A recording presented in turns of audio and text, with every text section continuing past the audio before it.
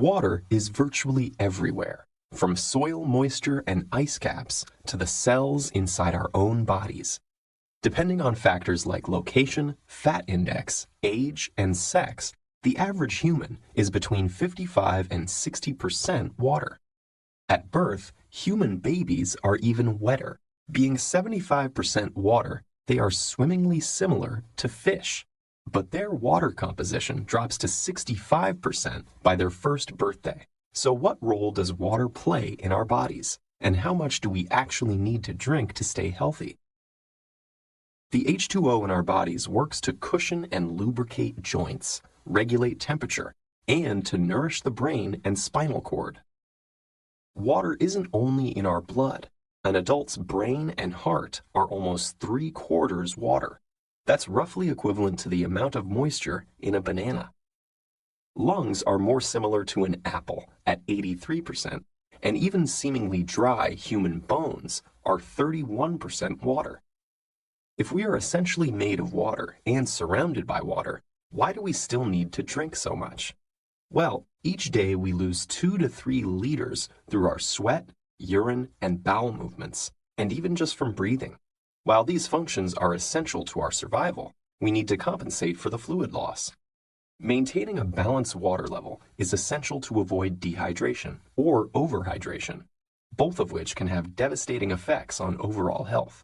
At first detection of low water levels, sensory receptors in the brain's hypothalamus signal the release of antidiuretic hormone.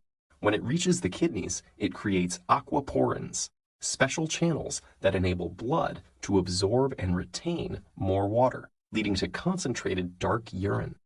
Increased dehydration can cause notable drops in energy, mood, skin moisture, and blood pressure, as well as signs of cognitive impairment. A dehydrated brain works harder to accomplish the same amount as a normal brain, and it even temporarily shrinks because of its lack of water.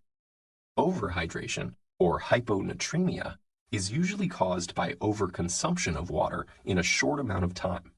Athletes are often the victims of overhydration because of complications in regulating water levels in extreme physical conditions.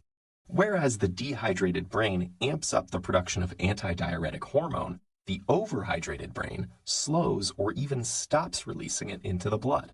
Sodium electrolytes in the body become diluted, causing cells to swell. In severe cases, the kidneys can't keep up with the resulting volumes of dilute urine.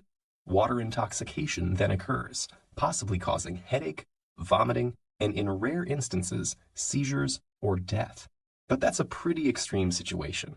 On a normal day-to-day basis, maintaining a well-hydrated system is easy to manage for those of us fortunate enough to have access to clean drinking water. For a long time, conventional wisdom said that we should drink 8 glasses a day. That estimate has since been fine-tuned.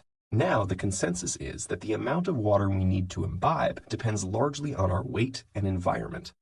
The recommended daily intake varies from between 2.5 to 3.7 liters of water for men and about 2 to 2.7 liters for women, a range that is pushed up or down if we are healthy, active, old, or overheating. While water is the healthiest hydrator, other beverages, even those with caffeine like coffee or tea, replenish fluids as well. And water within food makes up about 1/5 of our daily H2O intake. Fruits and vegetables like strawberries, cucumbers, and even broccoli are over 90% water and can supplement liquid intake while providing valuable nutrients and fiber. Drinking well might also have various long-term benefits. Studies have shown that optimal hydration can lower the chance of stroke, help manage diabetes, and potentially reduce the risk of certain types of cancer.